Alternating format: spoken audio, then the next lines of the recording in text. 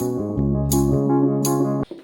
Students, आज class 12 और साथ साथ क्लास 8 का एक इम्पॉर्टेंट टॉपिक्स है लैंड रेवेन्यू सिस्टम। आज हम लोग इस पर डिस्कस करेंगे। Land, there were 3 types of land revenue system. First, permanent settlement, इसको हम जमींदारी सिस्टम भी कहते हैं। Second, ryotwari system and third, mahalwari system.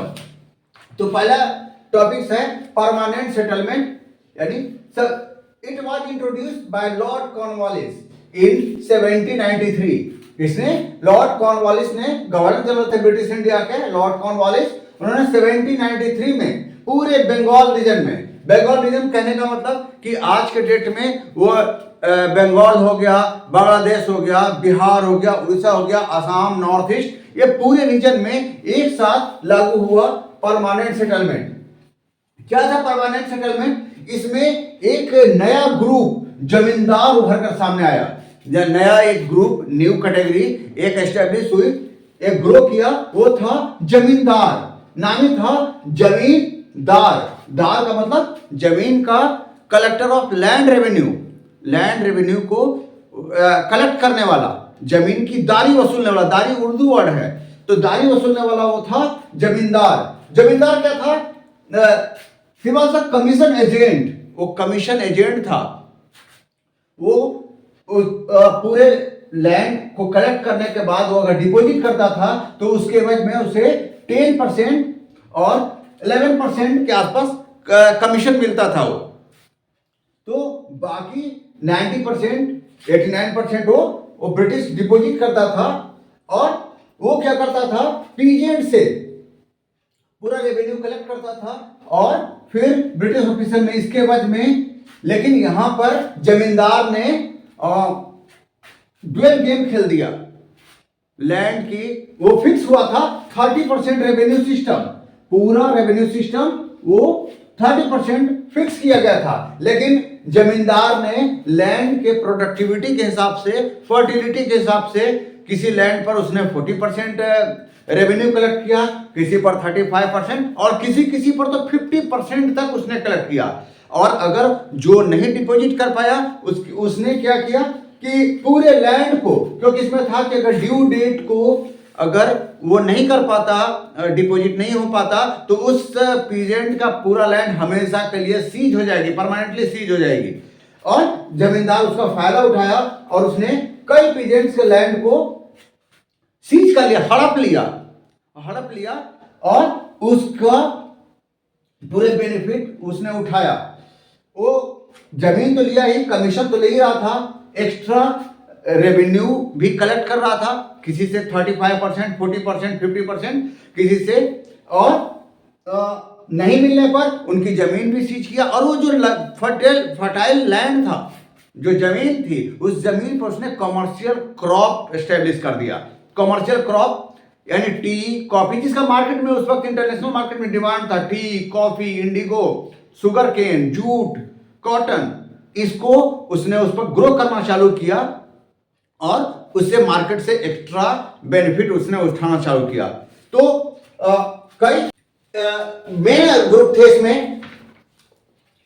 It was created new class of landlord, the form of जमींदार।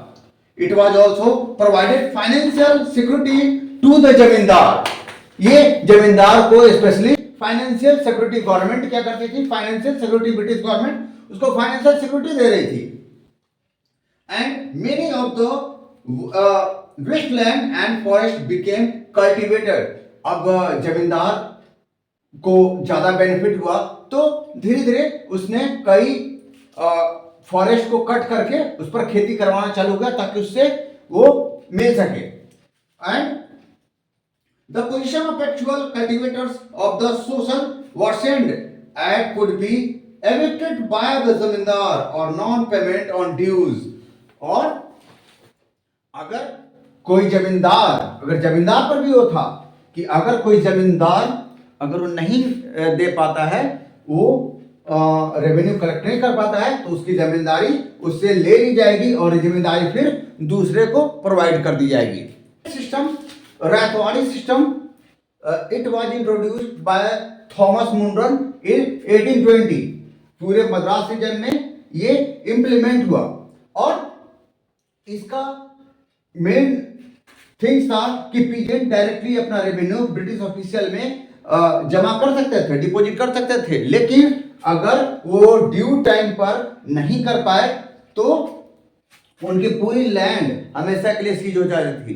अब यहां पर ड्रॉबैक में हुआ कि पीजेंट्स अपने लैंड को प्रोटेक्ट करने के लिए, बचाने के लिए मनी लेंडर के पास चले गए। अभी तक तो जमींदार काम करते थे, लेकिन अब बीच में मनी लेंडर वो अपने लैंड को बचाने के लिए किसी भी कीमत पर वो मनी लेंडर के पास जाते थे। मनी लेंडर एक्स्ट्रा इंटरेस्ट के तौर पर वो उनको पैसे देता था और उसके एवज में वो उनकी पूरी जमीन हड़प लेता था। यानी पीजेंट हर हालत में उनकी कंडीशन वर्सेंट थी, कंडीशन खराब हो रही थी। और पहले जमींदार से अगर बचे तो अब यहां पर मनी लेंडर के चक्कर में पड़ गए। थर्ड था महालवाड़ी सिस्टम। ये total Uttar Pradesh, Madhya Pradesh, Ganga valley, north west frontier region में स्पेशली ये लागू हुआ। महाल का मतलब group of village. Mahal means group of villages. यहां पर एक पूरे ग्रुप ऑफ विलेजेस और उनका हेडमैन उनको दिया गया कि वो पूरे गांव का, पूरे विलेजेस का वो रेवेन्यू कलेक्ट कर पाए, और अगर ड्यू डेट पर वो नहीं कर पाए तो उनका पूरा लैंड परमानेंटली सीज हो जाती है। इस तरह तीनों land revenue system Indian peasants के लिए बहुत डिफिकल्ट रहा और वो उनकी लैंड जाती और उनकी इकोनॉमिक कंडीशन धीरे धीरे इस रेवेन्यू सेटलमेंट के चलते उनकी इकोनॉमिक कंडीशन धीरे धीरे बहुत पुअर होती चल गई। वहीं ये ब्रिटिश ऑफिशियल, जमींदार, मनी लेंडर और रिच से रिचेस्ट होते चले गए और वो उनमें एक्सप्लॉयटेशन रेट हाई हो गया। तो आज के वीडियो में लैंड रेवेन्यू सिस्टम पर मैंने डिस्कस किया। अगले टॉपिक में फिर कुछ इंपॉर्टेंट टॉपिक लेकर हम आएंगे।